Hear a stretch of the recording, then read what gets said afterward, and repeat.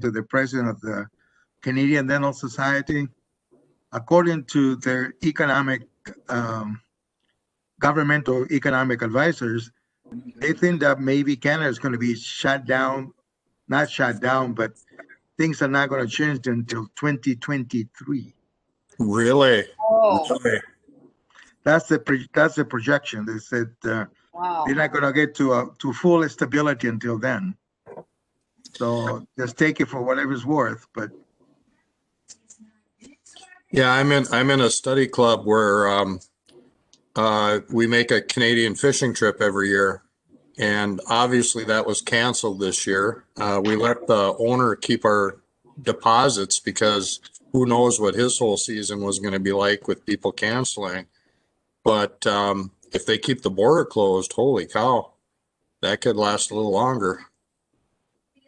John, I don't want to interrupt you. No, This no. conversation is fantastic. This is the intent to get you guys all together, but I'd like to be respectful of time and make sure we finish on time. So we're going to go ahead and get started. Looks like we have almost everybody on tonight. So good evening, everyone. Thank you for taking time to join us. As it says below, I am not Abby. I am Candace Wagner. I am the Continuing Education and Special Programs Coordinator here at the WDA. Abby is just the host of our WebEx here at WDA, so disregard the name on the title. I am super excited to have everybody here for BizTalks, especially to have our Wisconsin-based First Business Bank to talk about all things personal finance and to make sure that our personal financials are secure going into the new year. As a reminder, this presentation is being recorded, and so I just ask that everybody be on mute. And if you want to take your video off, go ahead. You can leave it on if you want to, but it's not necessary. And to use the chat box at any time to submit questions. If you select, when you go to the chat and just select Abby Van Kirkverdy, I will just receive all of your questions so they can be private, so you don't have to send it to everybody that's on the group tonight. And then the First Business team will go ahead and answer any of those questions towards the end of the presentation. And if we have anyone on the phone, just make sure your volume's up. From my understanding with WebEx, it tends to default to a quieter version of the volume. So just make sure that's up so you can hear the presentation correctly. And then just to invite everybody to our next BizTalks webinar, it's in December, on December 11th from noon to 1. CLA will be joining us to talk everything HR 101 from labor and employment laws to record keeping and onboarding and even offboarding employees. So it'll be a great program once again, and you can get all of the registration details at WDA.org. Without further ado, I would like to go ahead and introduce our hosts tonight, Paul Jansen and Terry Katsakis. Sorry, Terry, I totally slaughtered your name and I practiced it before we got started tonight. Paul is the Vice President Wealth Advisor at First Business Bank. He specializes in building strong relationships and helping to develop financial planning and investment management strategies to meet your individual objectives. And Terry is a Vice President for Treasury Management at First Business and works closely with clients to help leverage technology and achieve their goals to prevent fraud, maximizing cash flow, and improving internal processes. So thank you again for everyone for joining us. This is record attendance. We're super excited and we hope you have a great program. And Terry, go ahead, take it over.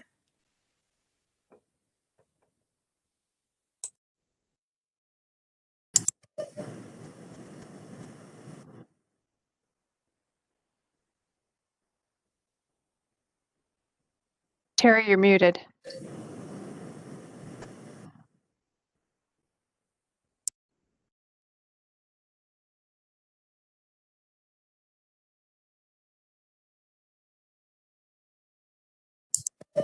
Nope.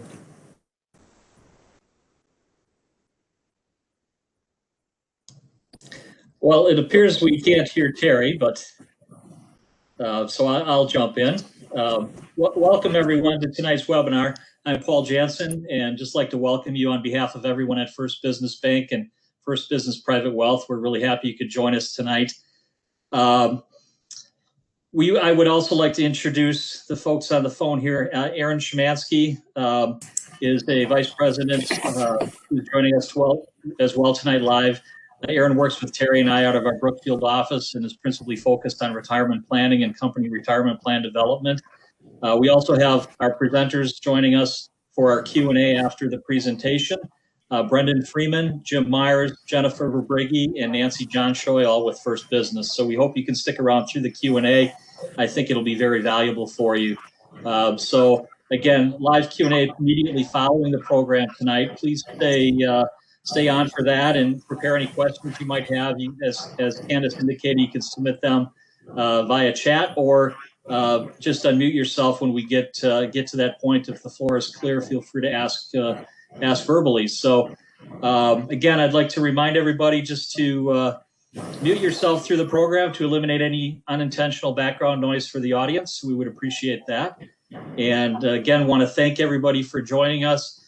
We really hope to, kind of develop strong relationships with the Wisconsin Dental Association and many of its members. And First Business can be a great financial partner on a number of fronts for all of you personally, as well as through your practices and businesses. So we look forward to getting to know you a little bit better. So thank you again. And with that, I'll like to turn the program over to Brendan Freeman, who is the president of First Business Private Wealth.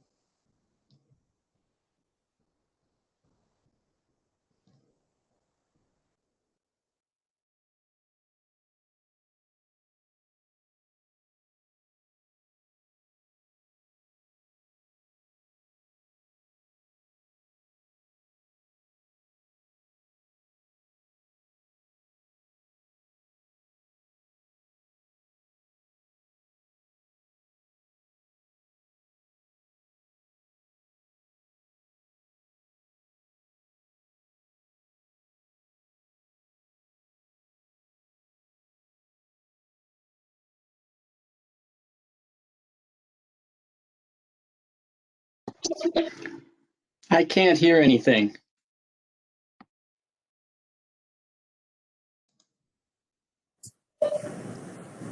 Yeah, Candace, it appears that the volume is not coming through.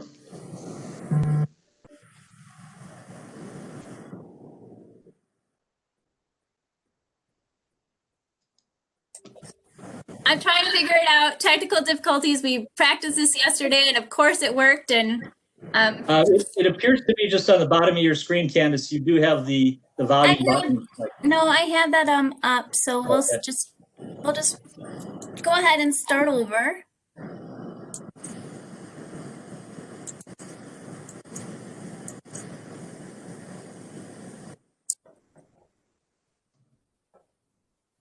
Hello, thank you for joining us today.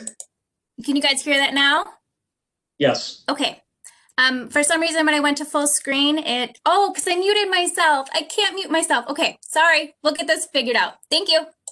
Discuss securing your financial future with our team at First Business Private Wealth. I'm Brendan Freeman, and I lead the Private Wealth team at First Business. With me today is Jennifer Verbrigge. Jennifer is a certified financial planner, and she holds the CTFA designation. She has over 20 years of experience working with clients on financial planning and other tax-related matters. Jennifer plans to talk with us today about financial planning at various points in your career, realizing that there's a variety of different ages represented within this group. Also with me today is Jim Myers, who works at First Business with many of our 401k plan participants. Jim fields questions every day about saving for retirement, from do I have the right vehicle in place to am I saving enough? Jim is a veteran in this space, and he's a very important part of our team, as well as he is very important to our clients. Finally, Nancy Johnshoy is joining us today. Nancy has over 30 years of experience in the investment industry She holds a Chartered Financial Analyst designation and serves as a portfolio manager and our market strategist. Nancy will be discussing asset allocation and achieving the right blend of assets within your retirement fund. Let me tell you a little bit about First Business.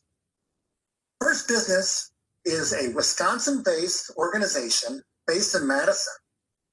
We have locations at various points throughout the state, and we're almost $3 billion in assets from a banking perspective. From a trust and investment perspective, we're over $2 billion in assets. We have about 30 individuals serving clients like you every day. I'm going to turn it over to Jennifer Verbrugge, who's going to talk to you a little bit about financial planning. Thanks, Brendan. Hello, everyone, and thank you for joining us today. I'm Jennifer Verbrugge, and I'm a trust advisor at First Business. So in my role with clients, I work with clients to assist them with financial planning, which involves a great deal of interactive conversations and really getting to know people and their families, which is what I really enjoy doing. So today I wanted to spend some time talking about when you should think about financial planning and then giving you an idea of what that process really looks like. So financial planning is unique to each person and each individual family. But let's look at what kinds of conversations we typically have in various ages or various stages of people's careers. So for the younger people on the call, so I'm talking about people in their 20s and 30s, certainly their long-term goals might not be top of mind at this point in life, and financial planning probably isn't the number one priority, but that's okay. However, that doesn't mean you should be ignoring your saving. Starting young gives you a major advantage and will help you make good decisions and make life easier later on. So I strongly encourage you to save something, even if it's just enough to get a company match in your 401k, or just putting a few bucks into each month into your Roth IRA. The long-term investment horizon is such a powerful tool, and it's a shame to waste it. Nancy will illustrate some of that for you later on as well. So today's reality, though, is that so many young adults have student debt, sometimes very significant, especially if you have continued your education beyond the undergraduate stage. That can be tremendously stressful and a huge burden, but you invest in yourself, and as long as you have that ability to pay off that debt, it's a good investment. The chart that I have here is actually from the Federal Reserve's 2019 Economic Well-Being Report. What it shows is that while people who are paying on student debt don't feel like they're doing very well financially, or with retirement savings, or in their general financial status, which is completely understandable, people who have paid off their debt actually feel just as confident as college graduates who never had any debt. So the lesson here is not to worry too much about falling behind on savings, because you have an education that will earn you more money in the long run, and you still have a lot of time to catch up. So moving on to those in the middle of your career, this is when you should really consider starting to work with a financial planner, even if it's just an occasional conversation. But if you've built up a significant amount of assets at this point, you may want to consider professional management as well. At this stage, people often have expenses like mortgages or car purchases, children. Some of you may be caring for your older parents, and even the family dog can be really expensive. Balancing those obligations can be very tricky while also building up your retirement nest egg. I'm sure you've heard it before, but it's worth repeating. Pay yourself first, live within your means, and you'll probably be just fine. So given this is when income typically rises to a higher level in a person's career, it can also be an opportunity for tax planning that should coincide with those retirement savings. There's some great tools to help with saving that Jim will talk about in a little bit. While it's important that you actually do the saving efficiently helps to boost your retirement income and can make a tremendous difference in the long run. So this chart shows the amount of money you should have saved by certain ages based on a multiple of your income. You may have seen something like this before. I just pulled this off the internet, frankly.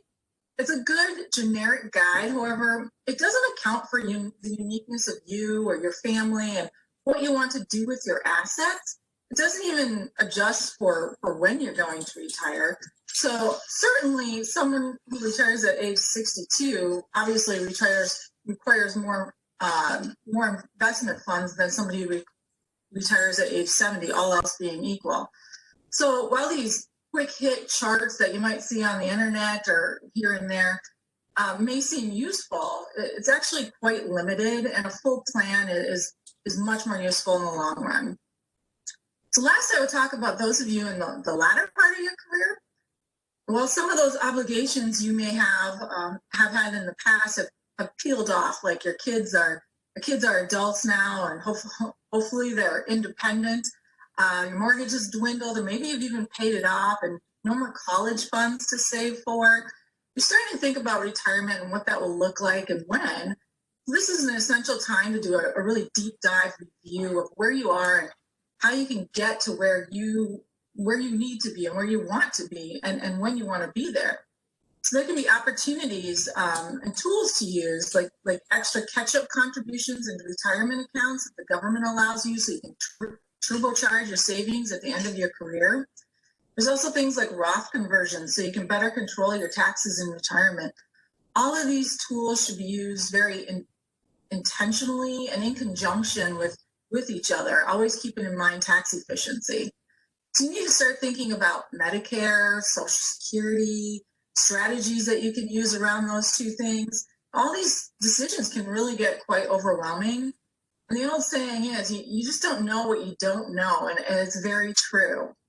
So at this point, you may even have a business to sell, and then that may be a significant portion of your overall wealth. So then the question really becomes, how much do I absolutely need to get from the sale of my business to ensure I can have retirement that I really wish to have? And this is an opportunity to look at some what-if scenarios and figure out if you can sell for a discounted price to that young kid in the office that you'd really like to hand your business off to, or if you really need to go out in the open market so you can get a higher price. Bottom line, though, is you really need to sit down with a good planner to talk through your options and your goals, and which ultimately means not running out of assets during your retirement, because that's always the ultimate goal. So let's pivot now to look at what is involved with a financial plan. So the goal is really to go through the analysis, but what I can assure you of is that no matter what you plan for, that's not exactly how life will turn out. We all know how that works. So this is really a risk reduction tool, and there's no way to eliminate the risk unless you plan to win the lottery or something. So we start with listing your assets and your liabilities. Obviously, those are very important. Your income, how much you've saved, how much you plan to continue saving, etc. But your assets, ultimately, they serve a purpose, and that purpose is to achieve your goals. So next we look at your goals. The most important of which is your lifestyle. What do you spend in your lifestyle expenses? Because no matter what happens in the stock market or in the economy, the most important thing is that you can still live your lifestyle that you want to live. That is typically your biggest goal, but those other goals, they can really add up as well. And so we need to focus on those as well and make sure that you can reach all of those goals, not just your lifestyle. So that all goes into the question about when you can retire and what you can do in your retirement. But we don't stop there, because part of retirement planning is also protecting yourself from, because there are other risks out there that you need to protect yourself from. The worst thing that can happen is you build up your savings, you build up your retirement funds, and something unfortunate happens and you and your family aren't protected. Nearly half of retirees were forced to retire before they intended to because of health or other reasons. So that's an unfortunate reality that happens to a lot of people, but proper planning can help with that. Disability insurance is extremely important, particularly if you are a primary earner in your household. Please make sure you are properly protected, not just with life insurance, but also with disability insurance. It's very important. So I think everyone knows what a will is. We've all seen and heard of those. But the other important documents that can be overlooked sometime are the powers of attorney, so that you can control who is going to make financial and medical decisions for you in the event for some reason you can't do that for yourself. And possibly even trust, depending on your situation. You worked hard to earn your assets, and I strongly encourage you to do the estate planning to make sure you have these documents in place so your hard-earned benefits or hard-earned work doesn't benefit someone that you didn't intend to benefit. Think of the situation of a spouse who remarries and then that new spouse's kids end up with all the money instead of your own. And I've seen a lot of things throughout my career that clearly were not the intention. So please work with an estate planning attorney to write those documents and make sure that things happen the way you would like them to happen. Nancy will talk a little bit about investments later, but I did want to mention that as an important part of the overall financial plan, because investment allocations determine how much growth you can expect from your assets and therefore how much money you will have to spend in retirement. So allocations, they really make a big difference for a long-term plan, but you also need to be able to sleep at night. So there's a balance there, and everyone will have to figure that one out for themselves. So lastly, what we do is we look at different scenarios or possible scenarios that are unique to you. This allows us to do some what if scenarios, like what if you retired early, or what if you worked a couple extra years, and how does that affect your plan? Can you spend more in retirement? Do you need to scale back and maybe spend some less in retirement? Going forward, it's important to review your plan periodically or when there is a material change, because as I mentioned earlier, I can guarantee that things will not happen exactly how you laid out in your plan. So there are just way too many variables in life, and I think we all know that. But a good long-term plan can really protect you on the downside. So that's what I really wanted to talk about today, and now I will turn it over to Jim, who's going to talk to you about retirement plans. Thank you, Jennifer. As Jennifer stated, starting to save for retirement as early as possible is very important. Knowing how and where to start can be very intimidating, though. There are a number of different investment vehicles to choose from, but doing this in the most efficient way possible is very important.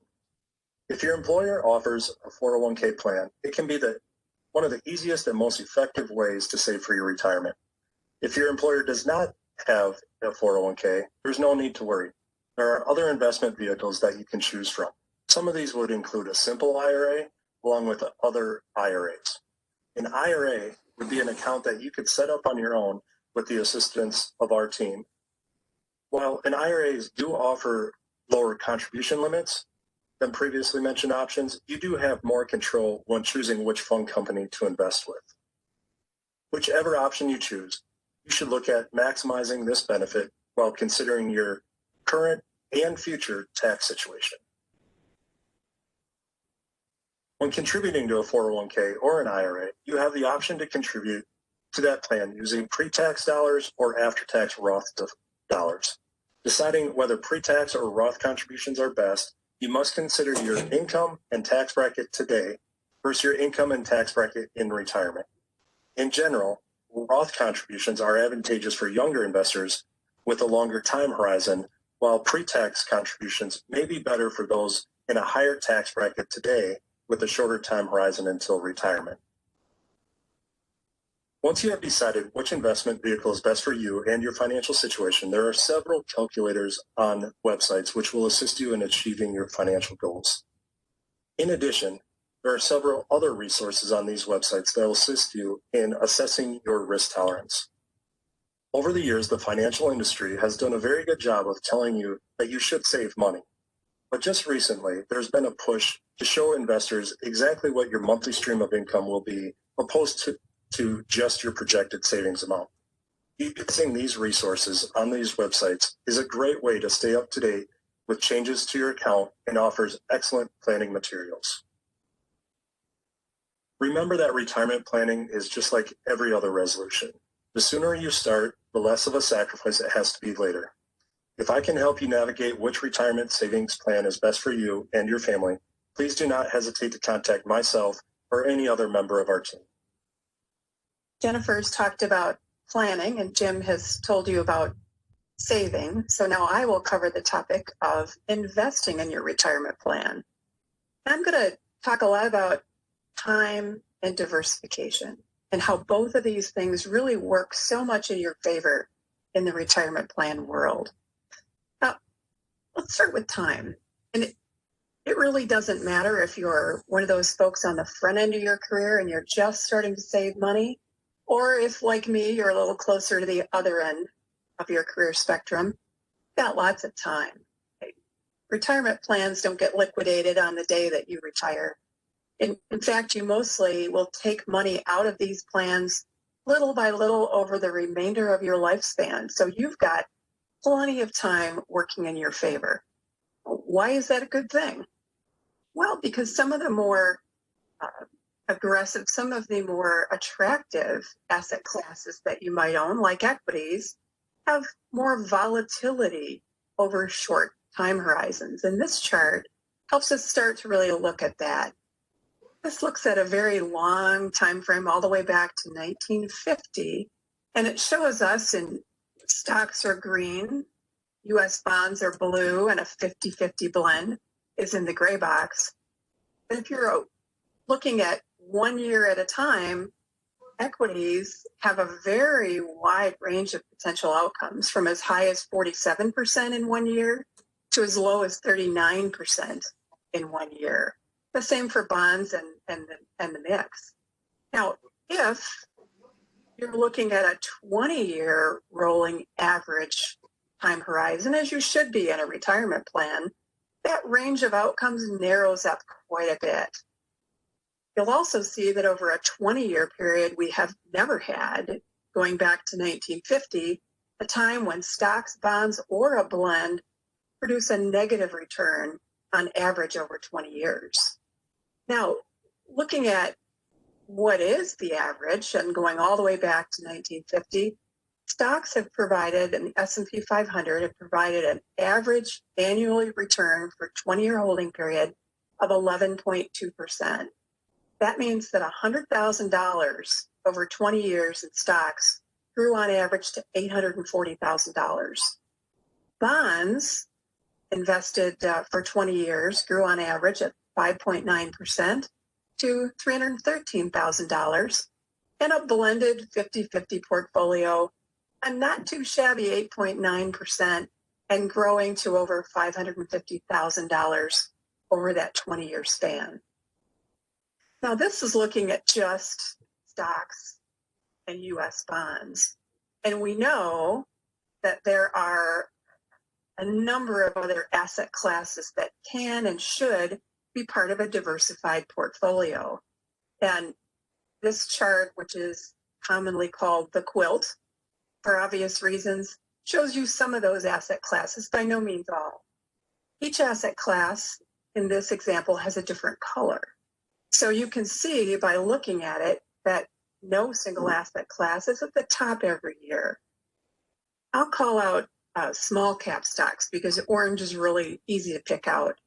You can see that small cap has been at the top a couple of years, it's been near the bottom a couple of years, and for the most part, it's somewhere in the middle. So portfolios should be diversified across many asset classes.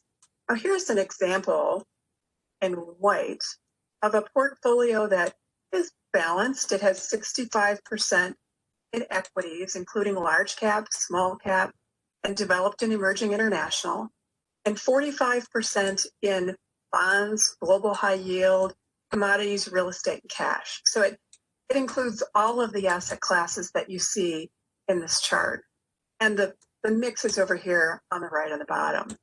So this portfolio over time, never been at the top, it's never been at the bottom, provides you that benefit of having some participation in all the top asset classes, but ends you over time with a little smoother ride. Now, this looks at 2005 through year to date, and it shows that large cap stocks have over this period of time also produced the highest returns with an average annual rate of 9%, and have done so with actually less volatility, with on the volatility index from the most to the least ending up somewhere in the middle. Real estate is the most volatile asset class over this time frame and the second highest in terms of return. So in my job as a portfolio manager, what we do for clients is to create a portfolio that's a mix of asset classes that gives them the right mix of risk and reward for their time horizon. Luckily for you, and Jim mentioned this in your retirement plan, many times you'll have model portfolios for lifestyle funds or funds of funds, which will create that mix for you. And all you have to do as the investor is to designate your investment objective. I want to talk a little bit about volatility. And this chart goes back again to just the S&P 500. We're looking at large cap stocks. And we go back here to 1980. And what this shows us is that although we've had some years in recent memory with significant volatility, we have a fair amount of volatility all the time in the equity markets. What this chart shows us is the gray bars are the annual price return for the S&P 500. No dividends, just price change. And you can see looking at this that it's mostly up. In fact, up 75% of the time since 1980, down 25% of the time. But what these red numbers at the bottom show us is that in each year, this is the percent that the market declined from peak to trough at some point during the year. I'll use 2020 as an example. Through the end of October, the market price change only was up 1%. This shows us this negative 34% that at some point during the year, we know it was in March, the market was down 34% from its prior peak. So as you look back, and despite the fact that we end up in the positive 75% of the time, there's a fair amount of volatility on a year-to-year basis in the stock market. Let's look at 2020 a little closer because it's a stunning example, not just of what can happen on the downside of the market, but what can happen on the upside.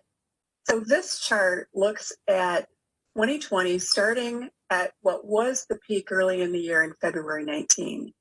And we have $100,000 invested in stock in green, a portfolio that is 60% stock, 40% bonds in light blue, and a portfolio that's 40% stock, 60% bonds in the darker blue. So we're at 100,000. The pandemic hits, the great lockdown. By March 23rd, your 100,000 in equities is worth about $65,000. And the other portfolios have declined a little bit less because they have a lower percent in stock. Now, a really interesting thing is that we had such a rapid recovery in the stock market following this decline that by the beginning of June, the portfolio that was 40% stocks is fully recovered. By July 20th, the portfolio that was 60% in stocks fully recovered. By August 10th, not even 5 months after a decline of almost 35%, the equity investor is fully recovered. Now, who didn't fully recover?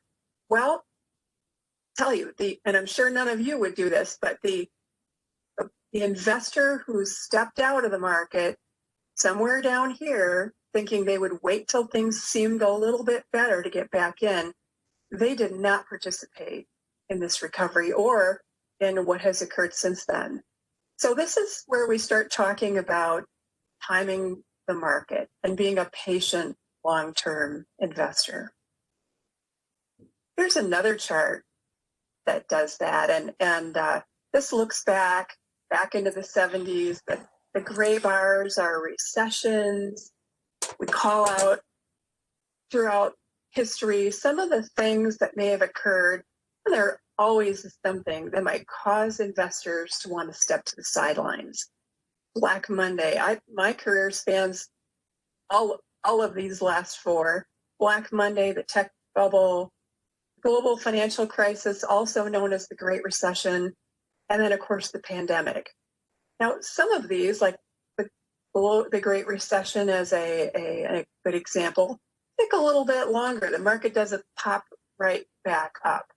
But what this chart also shows you, and for you folks that are at the front end of your career, and it seems like a little bit of a sacrifice to try to set aside money into your retirement plan, here's $10,000 invested in 1970 in the S&P 500 over all these years.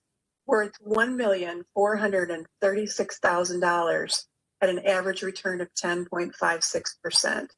So let this be a lesson to you as you're thinking about setting aside money and what's it really going to grow to. That's a significant amount of growth and compounding over that period of time. Now, just another word on market timing. And this chart looks at 20 years ending June 30 of this year, and shows you that an equity investor, so investing in the S&P 500, has earned over the last 20 years an average annual return of just under 6%. And the first thing you might notice about this chart is that that number is a lot lower than the average annual returns we've looked at when we've looked at longer time periods. Those have been in the double digits, or in the case of the quilt, 9%. This 20-year period is at the beginning of the tech bubble, includes the Great Recession and the pandemic. So there's been a lot of market volatility and a little bit lower returns on average over this 20-year span. But fully invested, 6% a year. Now, this to the right shows us that if you miss the best 10 days in the market, your return drops to 1.91% a year over 20 years. Now, I want to impress upon you, there are over 5,000 trading days in 20 years. So if you miss the best 10 out of more than 5,000 trading days, that's how much of your return you gave up. Now, all the way to the right, let's just skip right to 40 days. Let's say you're one of those people who wants to try to get in and out of the market and sit out and get back in. Well, if you missed the best 40 days over those 5,000 trading days, your return went from 6% a year on average to negative 4.82%. So as we always tell people, I think Jim said it, I think Jennifer said it, it's time in the market, not timing the market. That's the most important thing. Now, I think what we'd like to do at this point is have each of us provide a few key takeaways from our comments today to wrap up this part of our program. And Jennifer, we'll start with you. So Nancy, what I would just remind everyone is that it's never too early to start thinking about your financial plan and your financial future. Time is not just your friend, it's your best friend. So make sure you take advantage of it and use the time that you have to make sure that you're doing what you need to be doing and saving what you need to be saving for your financial future. The financial planning process, remember, it's unique to you. And while there's a lot of great tools out there that you might find on the internet or within your 401k plan, just remember that it's unique to you, and you need to worry about your family and your future, which may not be fully covered by all those things you find out there. So focus on yourself and your family, and you'll be just fine. I would add to that, as Jennifer and Nancy and myself said during our presentation, it's never too early to start, and starting as early as possible is key to your success. Please do not use your intimidation of knowing what to do as part of your reason to hesitate. Please do not be afraid to ask us for assistance at any time. We're happy to help. And my takeaway on the investment side would be to really remember that these are very long-term funds, no matter where you are in your career. And you can afford to own some of the asset classes that, while they might be more volatile over the short term, provide the most attractive growth returns over the long term. So you can mitigate some of that near-term risk by having a nicely diversified portfolio, participating across a lot of the asset classes. And for you in 401ks and retirement funds, taking advantage of some of the model portfolios, the lifestyle portfolios, and fund of funds that create that diversified mix for you. And finally, avoid the temptation to allow current events to sort of scare you in and out of the market. Remember, it's about time, not timing. And I think that we are done with this portion. I will now turn the program over to Terry and Paul for question and answer.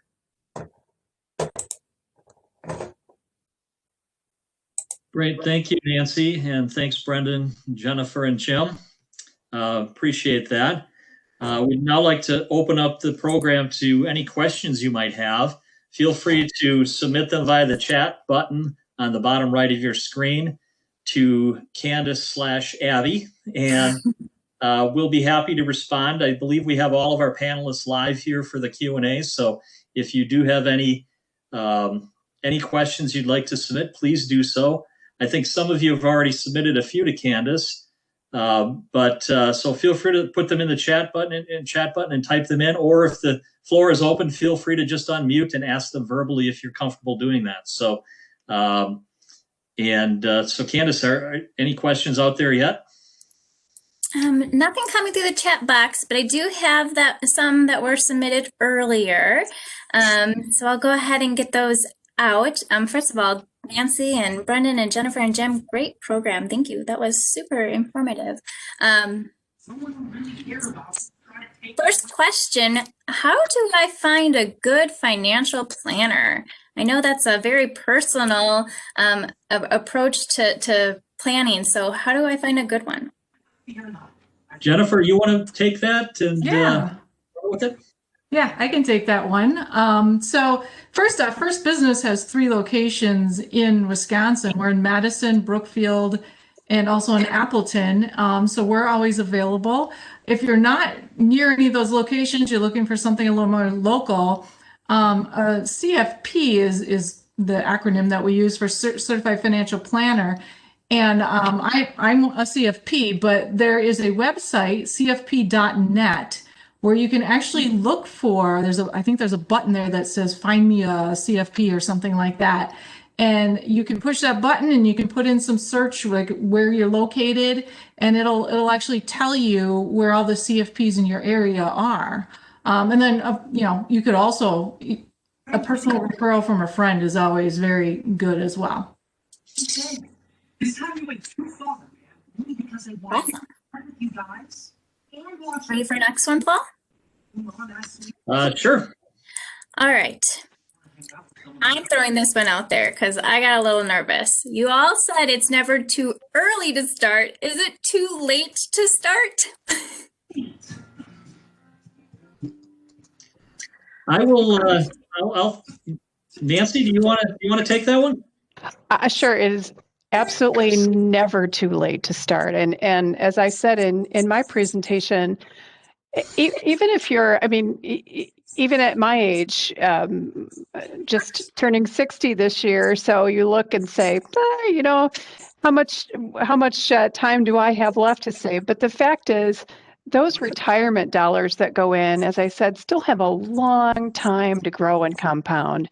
Not only do you still want to be adding at the maximum, but you want to be taking advantage. If you're over the age, you want to be taking advantage of those makeup provisions that allow you to contribute even extra money to sort of, make up for anything you didn't do on the front end of your career. So absolutely max out your retirement plan and still stay invested in a way that's geared towards growth.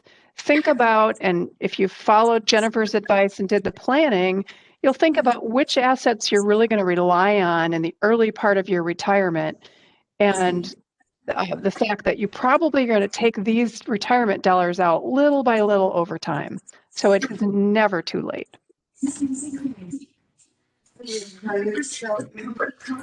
Thanks, Nancy.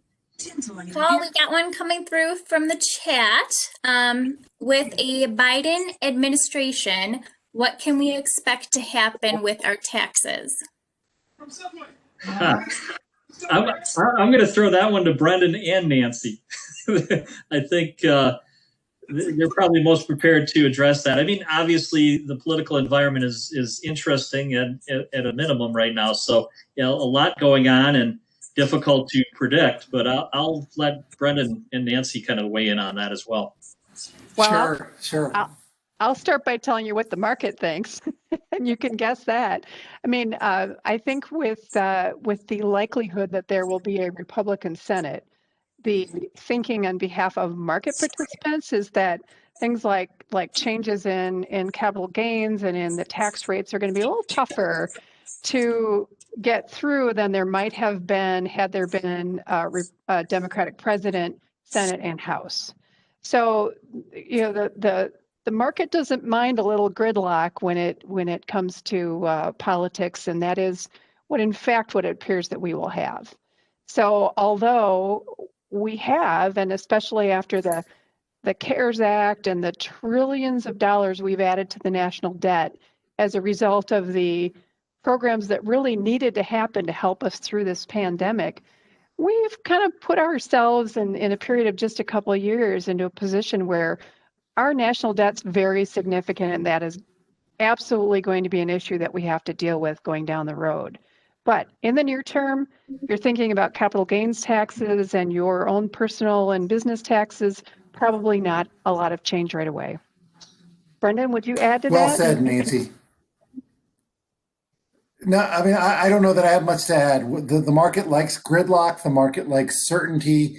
And, you know, as you look at where we landed relative to the election, we have that gridlock. We'll see how Georgia plays out, and we're watching that closely. But it's unlikely that there'll be significant change from a tax perspective, whether for an individual or for a corporation with gridlock. And so, you know, we'll watch and see, but that's our best at this moment. Great. Thanks, Brendan. Candace, any others have come through? Let me see here. How do I know if I should choose Roth deferrals or pre-tax deferrals when contributing to these investment vehicles that you mentioned? Great. Jim Myers, you want to try and address that? Absolutely. I'll take that one. So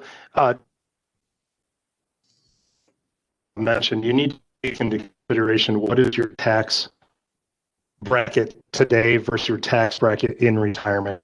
And so whatever vehicle you choose, you have the decision to invest using pre-tax dollars or after-tax Roth dollars. This is just simply how the money is taxed, and we have the decision, do we want to pay that tax today as money goes into the plan, or do we want to pay that tax down the road when money comes out? So on a pre-tax basis, you're not paying taxes on money going into the plan. That money will be tax deferred for the rest of your career. And then when you take money out, you'll pay taxes as ordinary income at that time. Conversely, a Roth deferral, you're paying that tax today, with the understanding that you're with taxes on both the principal and any earnings in that account. The and any earnings is the powerful part of that statement, especially if you have a long time horizon. So generally speaking, the younger you are, Roth is more advantageous, where the shorter your time horizon, perhaps pre-tax might make more sense. So two quick examples. On a Roth basis, if you take somebody in their 20s or 30s just starting out in their career, if they put in $200,000 over the course of their career on a Roth basis, and that $200,000 grows to $1 million, they beat the government out of taxes on that $800,000 of earnings. Entire $1 million would be tax-free. And just the opposite, if you take somebody with a shorter time horizon, say somebody in their 50s with a 10 to 15-year time horizon, they are probably in a higher tax bracket today than what they will be in retirement. So it makes sense to do pre-tax where they're not paying taxes today when you're in a higher bracket, pay taxes later in retirement when you're in a lower bracket. Great. Thanks, Jim. Appreciate that. All right, it looks like we have time for one or two more questions, so don't be shy, chat away and send us your questions. I do have one more, I think. What is the best way to choose which funds I own in my retirement portfolio? Nancy, do you want that one? I will take that one. Yeah, typically, if you're in a 401k environment, you're going to have a menu of funds that are available to you. And typically, a fair bit of information, too, from your provider with which to decide what you want to own. Now, stepping back to that quilt side that we looked at, you want to definitely have a range of different alternative assets and asset classes in your portfolio. So be very intentional about creating that mix. Don't just look at which funds have performed the best, which is sometimes the mistake that we see people make, is they choose the best performing fund and then a couple of years later they go, oh, something else was the best performing, and they jump around. So create a mix with a lot of intention. And if you don't feel that you have the skills or the knowledge to do that, what you typically also have available in a 401k or in an IRA is a fund of funds, a model that's been created for you, where you just choose, I want to be conservative, moderate, or growth oriented, or what we call kind of lifestyle or life strategy funds, which do essentially the same thing. Some of you may have something called target date funds, where you choose your expected retirement date, and it creates a portfolio with the right level of growth and risk based on your age. So lots of opportunities available. Just do your research, tap a provider, somebody like me, to help you if you feel like you need that, or somebody like Jim, who is able to advise you specifically on your plan and your choices. Tell your doctor about vaccinations, or if you've had Paul, it looks like we have a few questions coming through. Tanner, I saw you raise your hand. Did you have a question? Yeah, I did, if you don't mind. Go ahead. So I'm in that market, stock market and stuff this summer with volatility, and I've kind of been learning a lot via a lot of research I had when school was shut down. A lot of time off. So anyways, my question is, as someone who, my wife and I are both pursuing medical professional degrees, and we're going to be hundreds and hundreds of thousands of dollars in debt. As someone who's not particularly interested in the 25-year write-off for my debt, as far as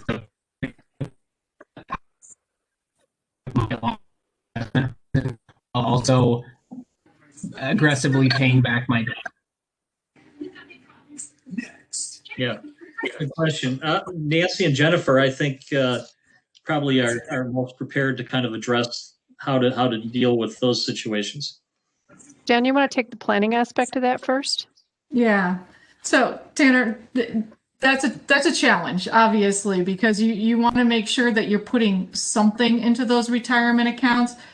If you have an extraordinary amount of debt when you graduate from college, obviously that's taking up a lot of your cash flow, and hopefully you both are able to secure jobs afterwards that get you enough cash flow to both pay off, that debt, at least on the minimal amounts. The good news is that interest rates are really low. So your rate that you'll be paying in interest on that will be, pretty reasonable. I know when I graduated from college back in 1999, I was paying about 7.5%. So you'll be lower than that. But the key, though, is to just try to do something.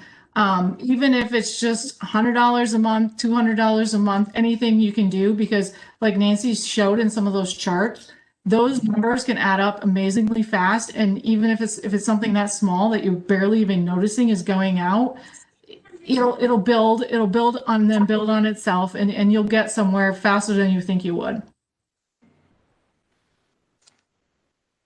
One of the pieces of advice and the conversations we have with a lot of clients, whether it's somebody like you with student loan debt or someone who has a mortgage or any other debt, it's one of the things you want to look at is the interest rate that you're paying relative to the interest rate or the investment return that you may earn on your funds, not just now, but compounded over time. So I think one of the things you need to look at is the interest rates that your debt are being, what they're at. And I know that they range, that you have some at lower and some that are higher. So I would, try to work down those, especially those balances that are at the higher interest rates, and save as much as you can, and kind of, you have to work that balance. Paul, it looks like we have one more question. I know we're a little over time. Are we good with one more? Sure, absolutely. I think John Nelson, I believe, was raising his hand as well. So. Dr. Nelson was the one I was going to ask. So. Okay, thank you. Thank you.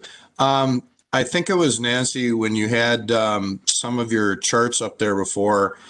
At least I apologize. I'm not necessarily working with your company right at this second, and but the company I am working with seemed like they're kind of for companies that also give dividends. And I know on a chart that you showed that it said this is growth without dividends. And so if you're reinvesting dividends, are those the kind of stocks and things or different types of situations that you look highly for in picking portfolios? Or is that not a big factor? The reason some of those charts are price change only is because that's just how it's measured for that chart. Not that we don't want to own stocks that pay dividends. That just some are just measured by price change only. So they don't go back and add in the dividends, which obviously makes the returns look even better. But kind of what you're talking about, what you're getting at, is really in some type of differences between a growth stock and a value stock. And it comes right down to a lot of the value stocks have higher dividend yields.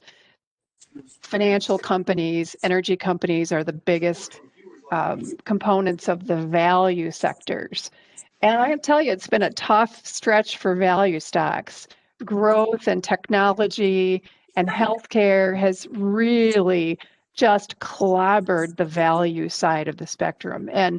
But like anything, that is cyclical over time. And what we're seeing just recently, as we start to think about reopening our economy, about people traveling and leisure and entertainment, you're seeing the energy stocks and the finance stocks and some of the value stocks are kind of coming back to life and getting a little bit of a bump. What that shows you is you need to have both. And you can bias a little bit to one or the other, but you need to make sure that when you're choosing your investments, you're not choosing just value or just growth. So that's really the core of the issue about dividend paying stocks, is they tend to be very concentrated in the value sector. Okay. Did that answer your question? Yes. Thank you very much. Yeah, the fact that some of my charts don't include dividends, nothing to do with investment preference. Paul, Nancy, if I could add to that. Oh, sorry, go Brendan. Please, thank you. And John, while you're not located in any of those places that we mentioned where we are, if we can help you, we'll travel to you. And certainly in this day and age, it's very easy to, for everyone on the call, we are a Wisconsin-based company, and if we can help you in any way, if you find value in what you heard today, my team is obviously very capable. We'd love to help you in any way we can. Thank you very much. Thanks, Brendan. Are we good Candace, with one more question? It looks like we had one question from Deborah on the chat yet, so don't want to leave that unanswered. Sure. It's with the new change to the Roth, whereby beneficiaries can only defer for 10 years. Are there ways to get around this? Jennifer or Jim, I think, how would you respond? I can take that one. So I think what Deborah is referring to is back in December of last year, Congress passed what's called the Secure Act, where if you inherit an IRA, you used to be able to then stretch those required minimum distributions over your entire lifetime. The government has decided they want their tax money a little faster. And so for all IRAs, and 401ks, you have to take that money out within a 10-year period. The challenge there is you no longer get to stretch that over your lifetime. It's got to be in 10 years. There's no requirements within those first 9 years, but by December 31st, the 10th year that you inherited that IRA, you do have to take the money out. there's no way around that. There are a couple of like minor exceptions that not many people fall under. But with that, the challenge was that is that requires extra planning. You probably, if it's a not a Roth, if it's a traditional IRA, you probably don't want to take it out in the 10th year because you're going to be taxed on all that money in the 10th year, which might push you in a higher tax bracket. So that requires extra planning that we didn't really have to do so much in the past. So once again, Congress has made things just a little bit more difficult. Jen, that's just a non-spouse beneficiary, right? Non-spouse beneficiary, that's correct. So if you're a spouse, the rule has not changed. This is just if so example, your grandparents or your parents or somebody leaves you an IRA that is not your spouse. Great, thank you. Any last questions from anybody? Otherwise, I believe we're kind of used up our hour of time. So. Again, this has been fantastic. We have, I've just am amazed by all the questions that have been coming through. So doesn't look like any are coming through the chat. So I think we can go ahead and wrap up. And Paul, you have any closing remarks? Yeah, I just want to thank everybody for participating. And as Brendan said, we are a Wisconsin-based company. We serve the entire state in a very intimate and personal way. And if you don't feel comfortable coming to us, we'd be happy to come to you wherever you are. And again, we have clients throughout the state. And obviously, we can do things virtually as well. So happy to dig a little deeper and on the personal level anytime that you want. So please feel free to reach out. We are all available. Our contact information is available on firstbusiness.com. You can look us up. Otherwise, I'm sure the Dental Association would be happy to forward some of our contact information to you if you'd like to reach out. I just want to give Terry an opportunity to say anything if he's out there. I know we had some technical issues early on. Terry, are you there? Anything you'd like to add?